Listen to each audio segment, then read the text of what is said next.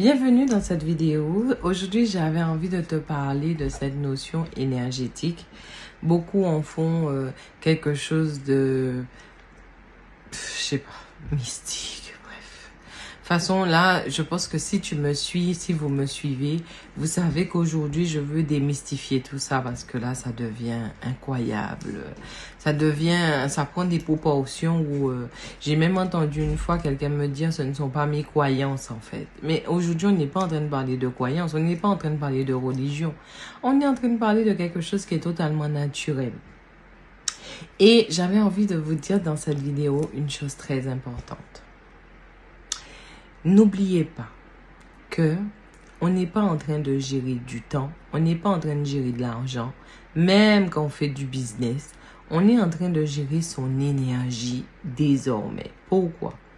Parce que c'est ton énergie qui va te permettre de produire de l'argent. C'est ton énergie qui va pouvoir te mettre dans ce que vous appelez l'abondance, en fait, la loi de l'abondance.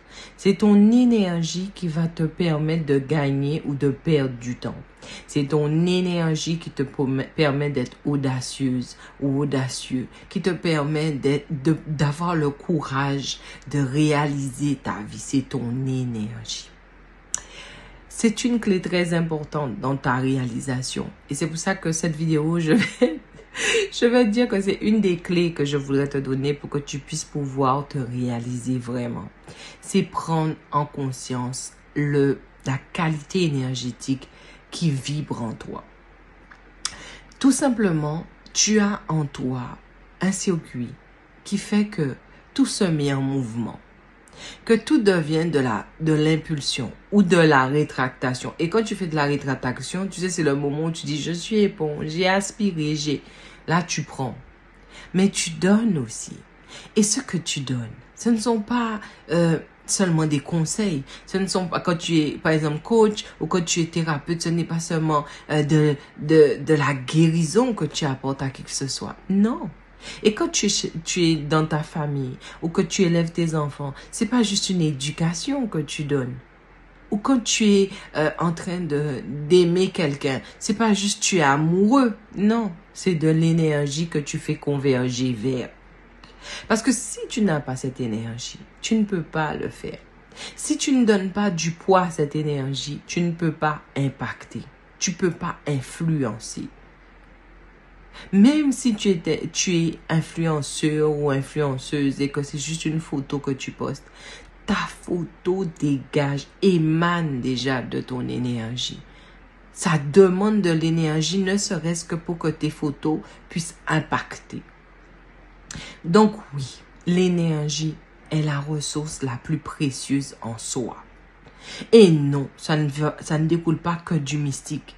Ça a du sens en fait. Ça a du sens lorsque tu t'alimentes pour t'énergétiser. Ça a du sens lorsque tu côtoies des gens, tu côtoies un environnement pour t'énergétiser. Ça a du sens lorsque tu crées une atmosphère pour pouvoir t'énergétiser. Ça a du sens. Ce n'est pas mystique puisque c'est ton énergie qui est le propulseur ou le rétracteur de tout ce que tu réalises.